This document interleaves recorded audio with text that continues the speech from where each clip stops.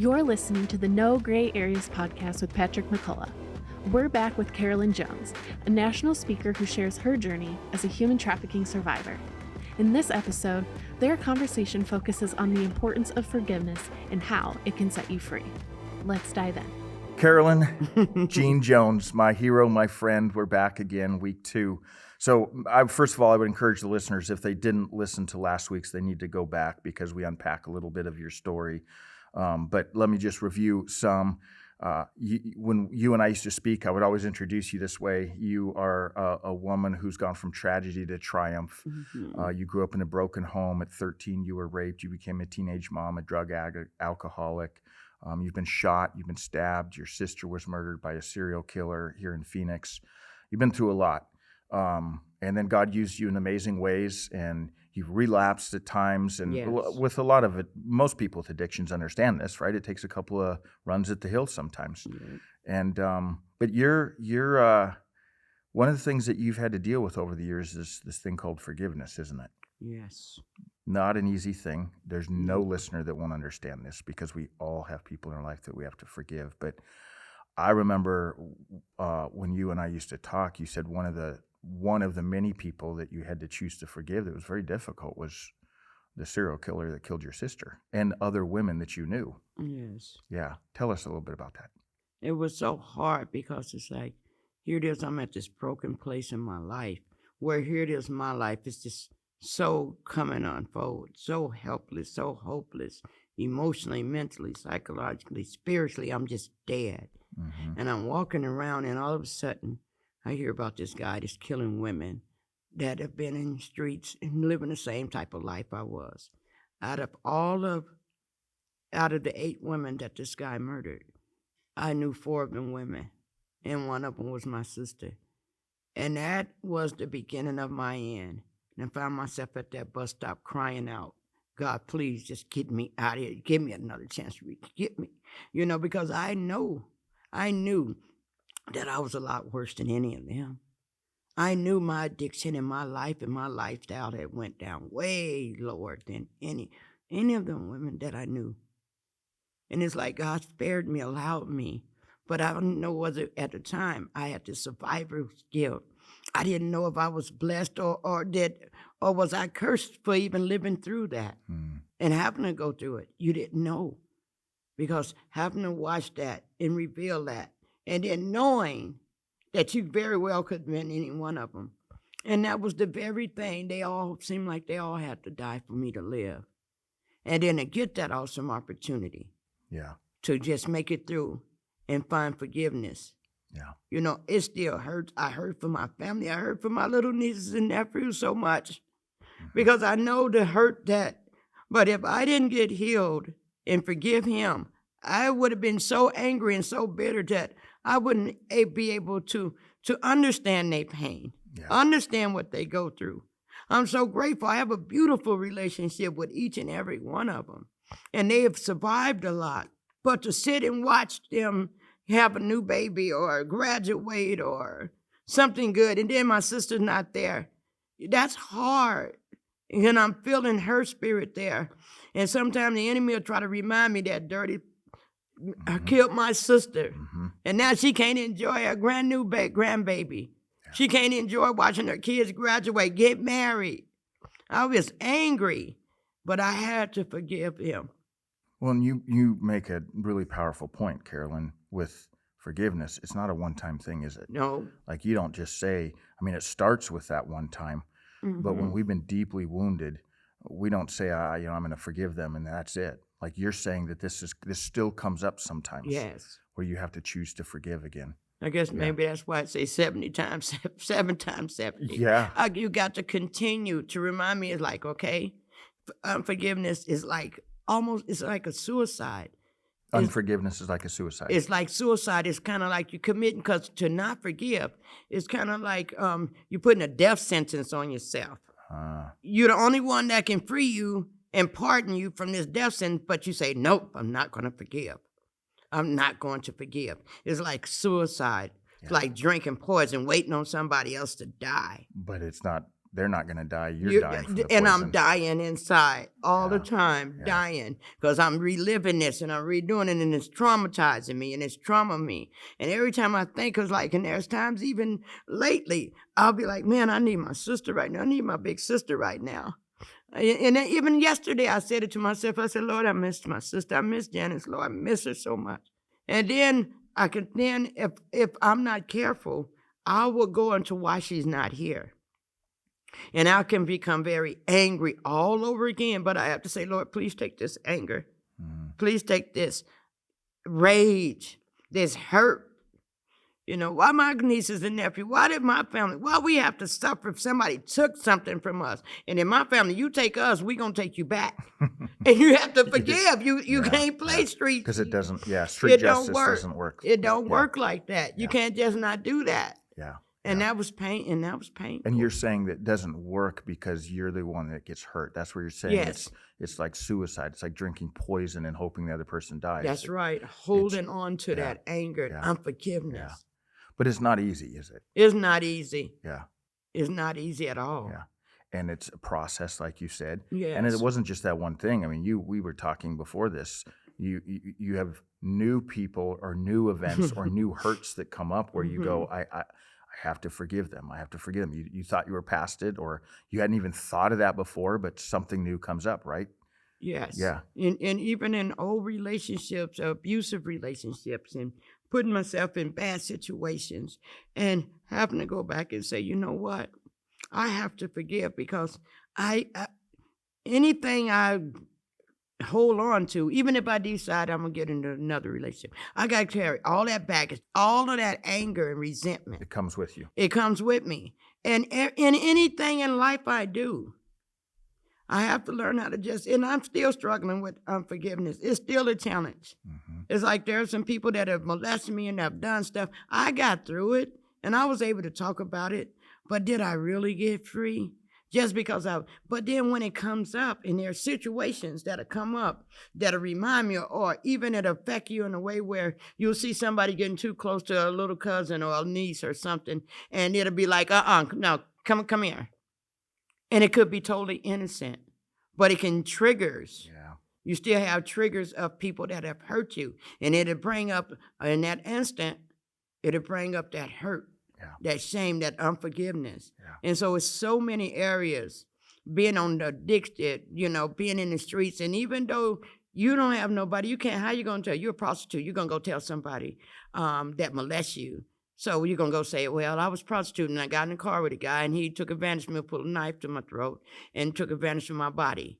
And that's still a form of rape. You can't, so you got to forgive a lot of different areas.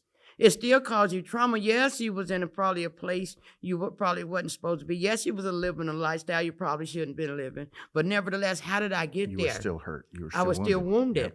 And so people don't talk about the trauma that you have to go through and the stuff that you have to forgive. You have to forgive people that ran off with your money when they told you they'd come back. Yeah. It's like they say, I'll be right back, and they take your money. You have to forgive. Well, and your story, though, brings up another really important point for all of us to understand. Forgiving someone isn't saying that what they did was right. That's right. That's right. Yeah. When you forgive that serial killer that killed your sister, and that's not a one-time thing, that's an ongoing thing, but every time you choose to do that, it's not saying that what they did was right. No. That's one thing that I think sometimes we mix that up in our minds. Right. If I forgive them, I'm saying what they did was right. And it's not. Yeah, it's not. It's not to say that there shouldn't be justice in what that was done, but it's saying you're not going to hold on to it. I'm not going to hold on to it. That's the one thing. And I think that's one of the things that continues to make me fall. I get back up, but I fall. Because emotionally and mentally, I have unforgiveness. That's that one thing. Yeah. It's poison. Yeah. And just holding on to it. And my blood pressure and everything. I noticed that even since I'm attempting to look at forgiving those people that have harmed me and be ready to ask for forgiveness for people I've hurt. Like even going through counseling and stuff with my daughter. I've hurt my daughter even with my own trauma, my own unforgiveness, my own bad choices have caused problems for me that went to my daughter and then it goes to my granddaughter. I just want it to stop at. I just want this unforgiveness, this hurt, this shame, these family secrets, all this unforgiveness, family members angry at family members will take the anger to death and everything. I want it to stop. And I want to be free. You're willing to go through some hard work right now with that. Like you're in counseling with your daughter right now. Exactly. And you said it's not easy. It's not always easy, but you're saying if we're not going to be honest, if I'm not allowing her to be honest in how I've hurt her, if I'm not willing to ask forgiveness for the things I've done, right? Yeah. Which again, Carolyn, is why you're one of my heroes. You're one of my heroes. Hurt my daughter. I never physically hurt her, but there's emotional hurt. And I know what emotional hurt. And now being in therapy, you have to sit and I give her a chance to get free. I've asked for forgiveness. There's a lot of things I have healed from. But now I'm in a healthy enough place where I can sit in a therapy section and listen at her and allow her to get free. Well, I didn't get that opportunity. Allow her and ask for forgiveness. I've asked for forgiveness, but like I said, her pain and stuff could be triggering something else could be coming up over and over. So it can re-injure her. So whatever it is, let's do it and let's just get free. Yeah. Forgive me. I've asked for forgiveness. More than anything. Yeah. A lot of women go through, men and women that go through that have lived my life or lived in drugs or that didn't live my life.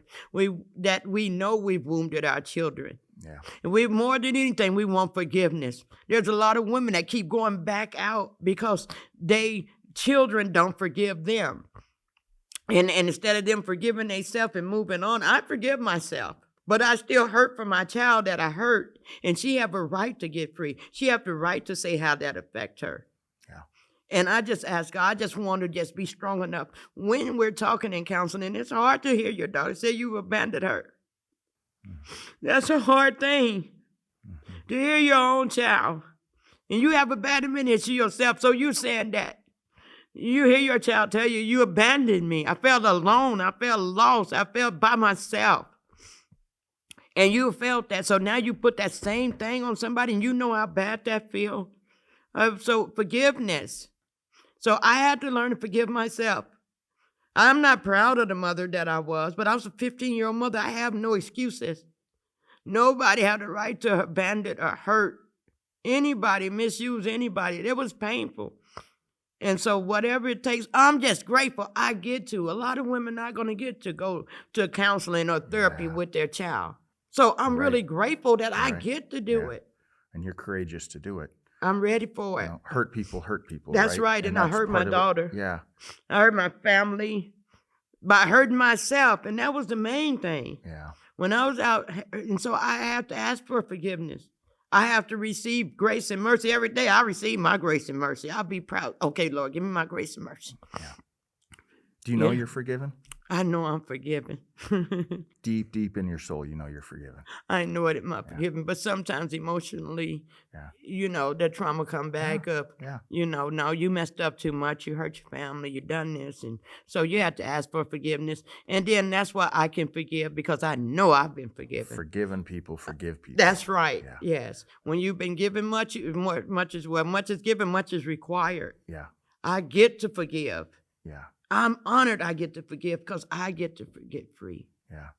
I get to get free. And you've used that word numerous times in the last 10 or 15 minutes. Free, free, free, free, free. Forgiveness and freedom are tied, aren't they? Exactly.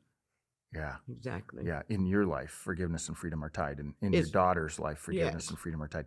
Every listener, forgiveness and freedom is tied very closely. Yes. And that's, again, where you went back to saying when we choose to not forgive, when we're holding unforgiveness, it's like drinking poison. Yes. It's bondage. Right. Yeah. Yeah. And I don't want my family or anybody I've hurt to continue to not forgive me. I've forgiven myself. But there could be things like all these years later, is like something could be triggering my daughter. And whatever it is, it could get free. Yeah. Yeah. And a lot of time we have to understand that people need that safe place to just say, I needed a safe place. Like, you know what? It hurts. This man treated my family like that and send my nieces and my nephews to all that.